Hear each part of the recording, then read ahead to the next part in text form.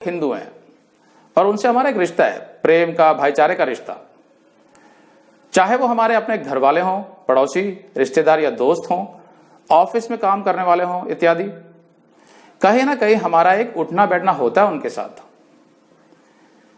इसी वजह से जब कोई हमें प्रसाद देने आता है तो हमें समझ नहीं आता हमें क्या करना चाहिए, क्योंकि हम तो उनके देवी देवताओं को नहीं मानते। हमारे लिए तो उनका कोई अस्तित्व ही नहीं है, वे सब काल्पनिक हैं। तो अब ये बात उसको कैसे समझाएं जो हमें प्रसाद दे रहा है। अगर हम उसे मना करते हैं तो पहले तो वो ये समझ नहीं पाएगा कि भाई इसमें मना करने वाली क्या बात है, ये तो भगवानों का आशीर्वाद है। दूसरा, अगर हम उसे बार बार मना करेंगे तो वो बुरा मान जाएगा कि भाई ये तो मेरे धर्म को नीचा दिखा रहा है। तो ऐसी स्थिति में क्या किया जाए। कभी कभी मसीह सोचता है कि अरे भाई उसके लिए प्रसाद है ना, मेरे लिए तो मिठाई है, बस तो मिठाई खाने में क्या अर्ज है, मैं थोड़ी उनके भगवानों को मानता हूं। फिर वो पहले कुरिन्थियों का 8:4 दिखा देगा और कहेगा कि देखो इसमें लिखा है कि अगर आपको सच्चाई का ज्ञान हो तो आप निश्चिंत होकर मूर्तियों को चढ़ाया हुआ भोजन कर सकते हैं, मतलब प्रसाद भी खा सकते हैं। पहले कुरिन्थियों का 8:4 कहता है, सो मूर्तों के सामने बलि की हुई वस्तुओं को खाने के विषय में हम जानते हैं कि मूर्त जगत में कोई वस्तु नहीं, मतलब मूर्तियां तो मनुष्य की बनाई हुई है, वो कुछ होती नहीं है, और एक को छोड़ कोई परमेश्वर नहीं, एक को छोड़, यीशु मसीह को छोड़ कोई परमेश्वर नहीं। तो इस आधार पर प्रसाद खाने में क्या बुराई है, ऐसा वो पूछ सकता है। लेकिन अगर आप इसकी आगे की आयतें पढ़ेंगे तो देखेंगे कि पौलुस यहां एक और बात समझा रहा है जो ज्यादा जरूरी है। वो कहता है पहले कुरिन्थियों के 8:7 में, परंतु सबको यह ज्ञान नहीं, परंतु कितने तो अब तक मूर्त को कुछ समझने के कारण मूर्तों के सामने बलि की हुई को कुछ वस्तु समझकर खाते हैं और उनका विवेक निर्बल होकर अशुद्ध हो जाता है। अब यहां पर वो कुरिन्थ के उन मसीहियों की बात कर रहा था जो या तो अभी नए थे या इतने मैच्योर नहीं हुए थे कि जब भी वे किसी ज्ञानी मसीही को मंदिर में मूर्तियों को चढ़ाया हुआ भोजन खाते देखें तो समझ जाएं कि ये किसी मूर्ति पर विश्वास की वजह से नहीं, बल्कि इसलिए खा रहा है क्योंकि ये अच्छे से जानता है कि वे मूर्तियां कुछ भी नहीं है और परमेश्वर तो केवल यीशु मसीह है। मतलब वे नए विश्वासी इस बात को नहीं समझ पाएंगे। वे तो यही सोचेंगे कि ये मसीही जिसको बाइबल का अच्छा ज्ञान है, अगर ये खा रहा है तो इसका मतलब है इसमें कोई बुराई नहीं है, तब वे भी उसके साथ खाने बैठ जाएंगे, लेकिन बिना सच्चाई जाने। मतलब उसका जो विश्वास है कि केवल यीशु ही एकमात्र परमेश्वर है, वो यहां कच्चा पड़ने लगेगा और उसे लगने लगेगा कि शायद मूर्तियां भी कुछ होती हैं, शायद दूसरे धर्म में भी कुछ सच्चाई है इत्यादि। इससे होगा ये कि मसीही होने के बावजूद भी वो धीरे धीरे वापस संसार में जाने लगेगा और शारीरिक जीवन जीने लगेगा, क्योंकि उसका विश्वास तो अभी बड़ा ही नहीं था। मतलब उस ज्ञानी मसीही की जरा सी लापरवाही की वजह से उस नए या अपरिपक्व इमैच्योर मसीही का शारीरिक नाश हो जाएगा, भले ही उसका उद्धार ना खोए। पहले कुरिन्थियों का 8:9 कहता है, परंतु चौकस रहो, ऐसा ना हो कि तुम्हारी यह स्वतंत्रता, मतलब तुम्हारा यह जो ज्ञान है बाइबल में, कहीं निर्बलों के लिए ठोकर का कारण ना हो जाए। ये कहता है पौलुस।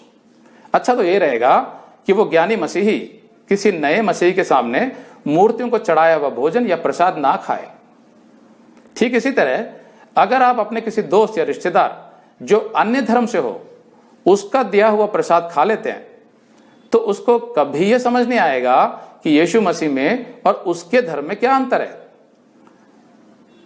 उससे होगा ये कि उस समय तो आप उसका दिल रख लेंगे, लेकिन उसे सच्चाई ना बताकर आप उसके लिए केवल नरक का रास्ता तैयार कर रहे होंगे। लेकिन अगर आप उसे मना करेंगे और उसे बताएंगे कि आप प्रसाद इसलिए नहीं ले सकते क्योंकि आप सिर्फ यीशु मसीह पर विश्वास करते हैं, दूसरे किसी देवी देवताओं पर नहीं, तो वो उसके विश्वास के लिए चुनौती होगा। हो सकता है कि वो आपसे कुछ ना पूछे या आपसे नाराज हो जाए, या यह भी हो सकता है कि वो धीरे धीरे आपसे दूर ही हो जाए। अब ऐसे सामाजिक सताव तो मसीह जीवन में आम बात है, लेकिन यह भी हो सकता है कि देर सवेर जब वो देखेगा कि आप हर बात को लेकर यीशु के लिए खड़े हो जाते हैं, तो एक दिन वो आपसे इस विषय में कुछ पूछे और आपको उसे सुसमाचार सुनाने का मौका मिल जाए। यीशु ने अपने शिष्यों से कहा यूहन्ना 15:20 में, जो बात मैंने तुमसे कही थी कि दास अपने स्वामी से बड़ा नहीं होता, उसको याद रखो। यदि उन्होंने मुझे सताया तो तुम्हें भी सताएंगे, यदि उन्होंने मेरी बात मानी तो तुम्हारी भी मानेंगे। ऐसा हो सकता है। मेरे एक जानकार हैं जिन्होंने, एक दिन मैं उनके पास गया तो वो बड़े दुखी बैठे हुए थे। मैंने पूछा कि दोस्त आप इतने दुखी क्यों हैं? तो उन्होंने कहा कि मेरे एक आंटी, उनका देहांत हो गया 2 दिन पहले। तो मैंने कहा तो क्या हुआ? तो वो सोचकर बोले कि उनका जो बेटा था वो और मैं बहुत गहरे दोस्त थे कॉलेज में, तो अक्सर मैं उनके घर में जाता था, कभी कभी 2-3 दिन उनके घर पर रहता था। तो वो आंटी मुझे हमेशा अच्छा खाना खिलाती थी और अपने बेटे की तरह समझती थी, और वो हिंदू परिवार से थी। तो मैं हमेशा सोचता था उन्हें सुसमाचार सुनाने का, लेकिन हर बार मैं जाता था तो मैं रुक जाता था किसी वजह से, और सुसमाचार उनको कभी सुना नहीं पाया।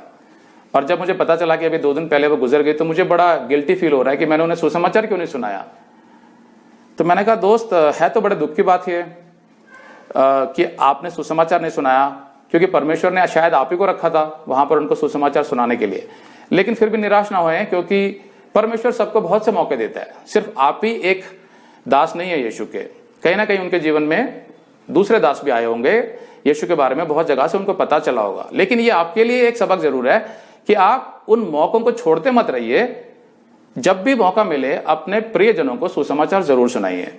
ये मैंने उसको बताया। एक बार किसी और ने मुझे कहा कि उनकी भी एक आंटी का डेथ हो गया था, तो वो भी यही कह रहे थे कि मैंने उन्हें कभी सुसमाचार तो नहीं सुनाया, लेकिन मैं सिर्फ उनके लिए प्रार्थना करता रहता था कि कोई आकर उनको सुसमाचार सुना दे। मैंने कहा दोस्त देखिए, आपको रखा था परमेश्वर ने वहां पर उनको सुसमाचार सुनाने के लिए, तभी तो आप उनके घर में अक्सर जाते थे, उनके बेटे से आपकी दोस्ती थी, लेकिन आपने सुनाया नहीं। आप उस हालात से बचना चाहते हैं जहां पर सुसमाचार सुनाने के बाद हो सकता है कि वो आंटी आपसे उतना प्रेम ना करे, और जो आपकी वो जिस तरीके से खातिरदारी करती है वैसा ना करे। इस अवस्था से बचने के लिए आप हमेशा सुसमाचार से दूर रखते हैं अपने आप को, लेकिन ये गलत है। यीशु मसीह सिखाता है हर हाल में सबको उद्धार का सुसमाचार सुनाया जाना चाहिए, भले ही वो आपको स्वीकार करें या ना करें। तो यहां मुद्दा ये नहीं है कि आप राखी बंधवा रहे हैं कि नहीं, या आप प्रसाद खा रहे हैं कि नहीं। मुद्दा यह है कि क्या आप सच में विश्वास करते हैं कि एक अनंत काल का जीवन है स्वर्ग में, जो सिर्फ यीशु द्वारा ही मिलता है।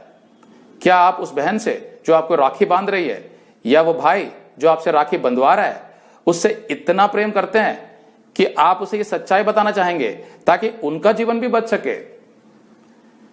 क्या आप उस व्यक्ति को जो आपको प्रसाद दे रहा है उससे इतना प्रेम करते हैं कि उसे उद्धार का मार्ग बताएं, भले ही वो नाराज हो जाए?